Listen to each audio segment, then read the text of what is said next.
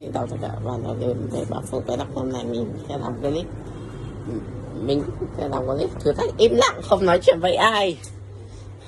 Giờ mình sẽ bắt đầu thử thách thôi nhé.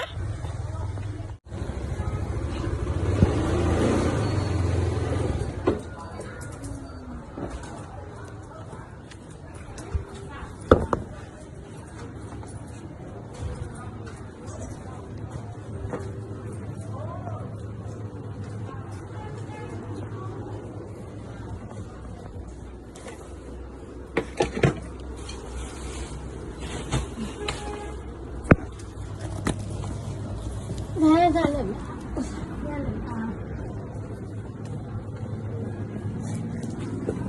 đưa máy đây, đưa máy đây, mèo gọi cho bé và không có bé em phải gọi.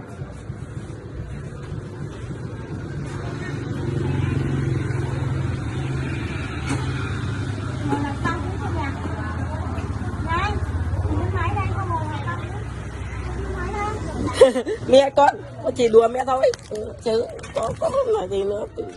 Thì các bạn ơi, quay tiếp video của mình xin được hồi, xin chào và hẹn gặp lại, bye bye.